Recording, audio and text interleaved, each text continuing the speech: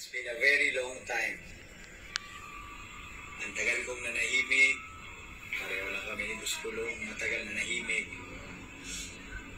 Pero ngayon, pinipilit nyo kami magsalita.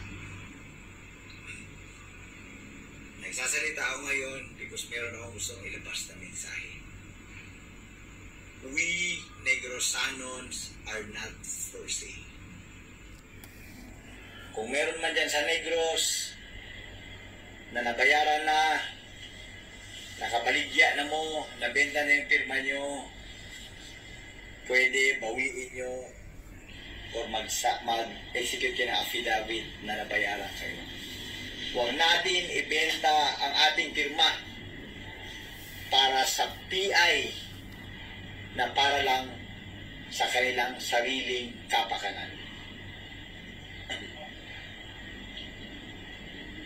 Para sa mga nagpapatakbo dyan, mga nasa gobyerno natin, sobra na ang inyong pang-aapi sa mga hindi sumasang-ayon sa inyong mga gawain. Sobra na. I support the stand of the Dutertes. Tama ang sinabi ni Mayor Baste na tamad ka, wala kang malasakit, kung wala kang plano sa ating bayan, mag-resign ka na lang. Tama rin si Buskulong na tinitira siya. In-example niya pa ako.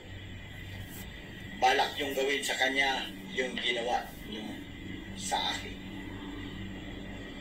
Ewan ko lang kung kaya niyo. Siyempre ako, ordinaryong tao, si Buskulong ibang klaseng tao yan. Pero sobra na. Tama rin yung sinabi ni PRRD na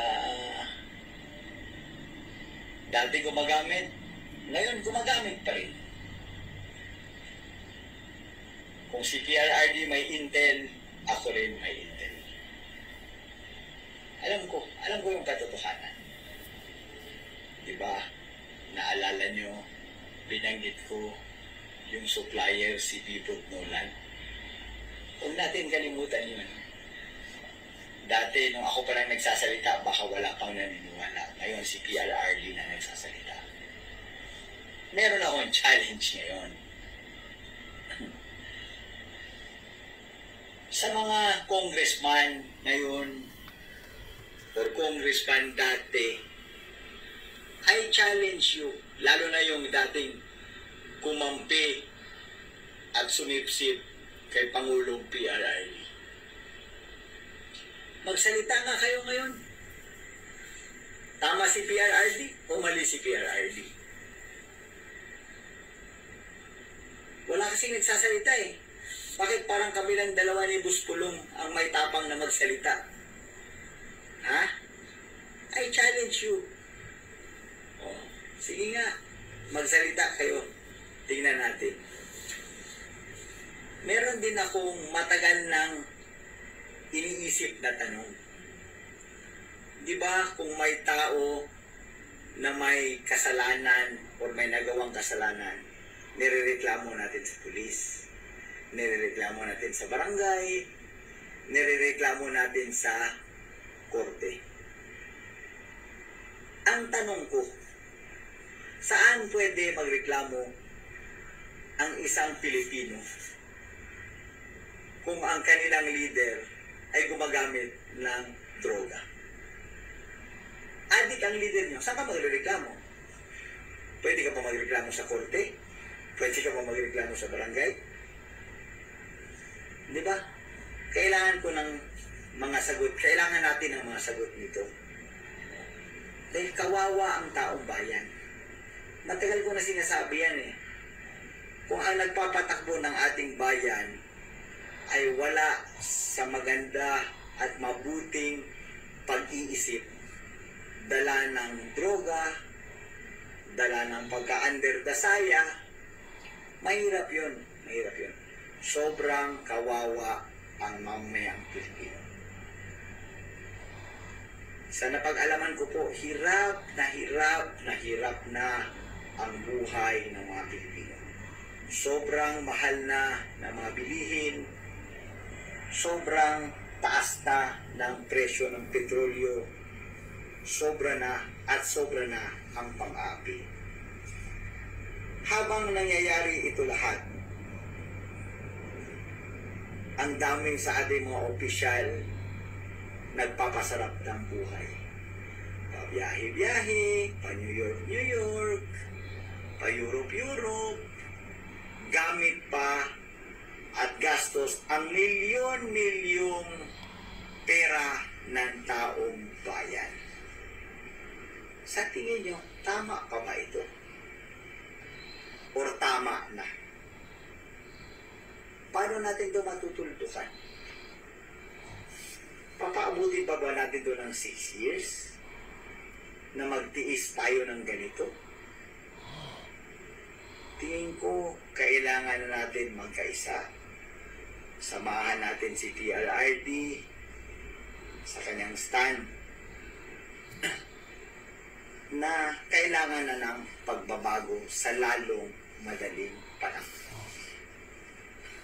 Anyway, sa tanong ko kung saan tayo hihingi ng tulong, seryoso ako, please leave your comments on the comment section below kung saan tayo pwede humingi ng tulong. Sa mga militar at pulis, ako ay nananawagan din sa inyo. Obligasyon nyo, katulad ng sabi ni PRRD kagabi, na tulungan ang taong bayan at panindigan ang ating bahay or konstitusyon. Unang-una, hiling ko sa inyo, hulihin nyo ang mga adik, lalo na ang mga nagbebenta ng droga. At kung pwede, please, pakiunahin yung nasa gobyerno na gumagamit ng cocaine. Lastly, I ask everyone, let us support VP Inday Sara.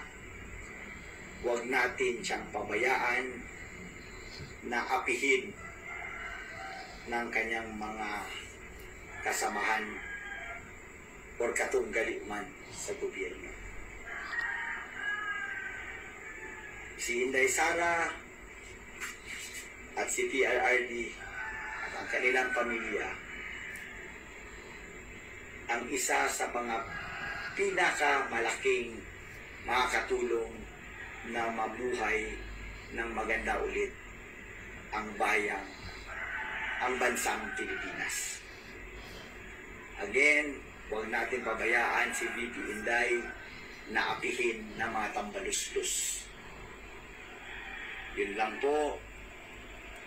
Ito po si Congressman Arnie Teves,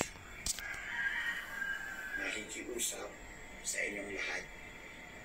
Hindi ito para sa akin, kung hindi para sa lahat ng Pilipino, lalo na sa ating mga kapatid na nahihirap. Maraming salamat po.